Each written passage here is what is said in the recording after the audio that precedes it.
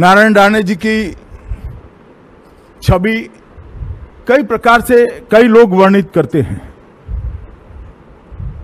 मगर मैं उनको देखता हूं कि जहां पर भी अन्याय होता है वहां अन्याय के खिलाफ खौफ रखे बगैर, डर रखे बगैर संघर्ष करने वाले व्यक्ति की तरह। और ये बहुत महत्वपूर्ण है सार्वजनिक जीवन में, क्योंकि जो अपने अन्याय के सामने नहीं लड़ सकता वो जनता के अन्याय के सामने कभी नहीं लड़ सकता।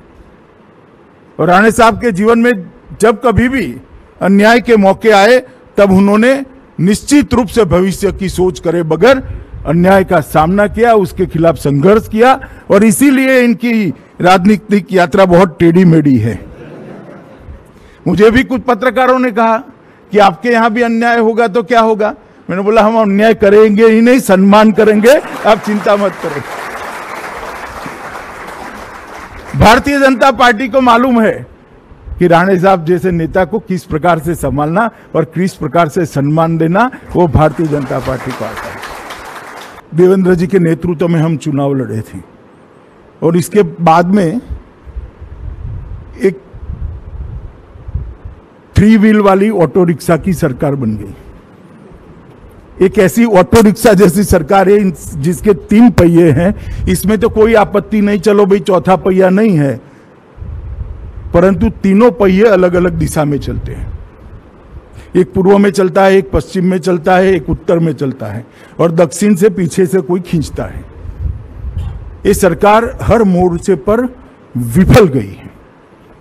और मैं आज महाराष्ट्र की जनता को कहने आया हूं कि आपने जो जनादेश दिया था वो पवित्र जनादेश का अनादर कर कर एक पवित्र गठबंधन बनकर सत्ता की लालच के कारण यहां पर सरकार बनी। जनादेश क्या था? जनादेश था मोदी जी और देवेंद्र जी के नेतृत्व में यहां भारतीय जनता पार्टी और शिवसेना की सरकार बनी।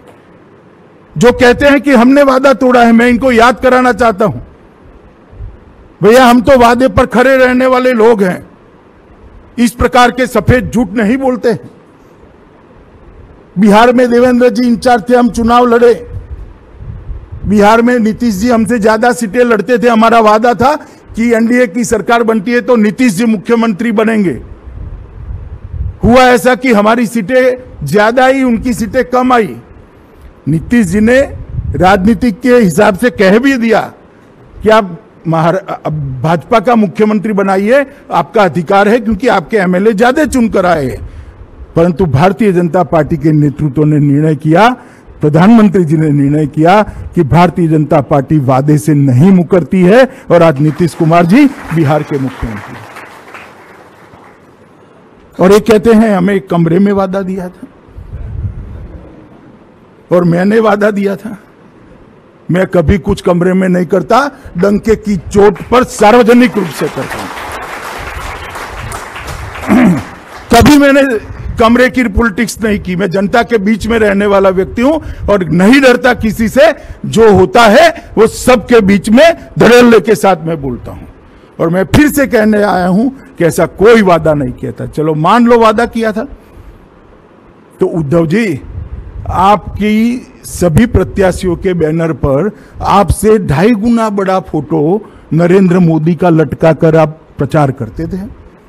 मोदी जी के नाम पर वोट मांगते थे। मेरे साथ आपकी रैली हुई, मोदी जी के साथ आपकी रैली हुई। हर जगह हमने कहा कि एनडीए की सरकार बनाइए, देवेंद्र फडणवीस हमारे नेता है, वो मुख्यमंत्री बनेंगे। क्यों नहीं बोले भाई आप? उस वक्त क्यों नहीं बोले? परंतु मित्रों, ना कोई ऐसा वादा था, न ऐसी बात हुई थी। सत्ता के मोह के अंदर बाला साहब ठाकरे के सारे सिद्धांतों को तापी नदी में डालकर ये सत्ता पर बैठ गए। आता सर्वात आधी बातम्या मिळवा आमच्या मोबाईल न्यूज ॲप्लिकेशनच्या सहाय्याने। अँड्रॉइड किंवा iOS प्लॅटफॉर्मवर जाऊन HW न्यूजचे ॲप सर्च करा, डाउनलोड करा।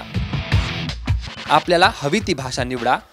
आजच्या बातम्यांच्या गर्दीतून आपल्या कामाची बातमी मिळवा फक्त HW न्यूजवर।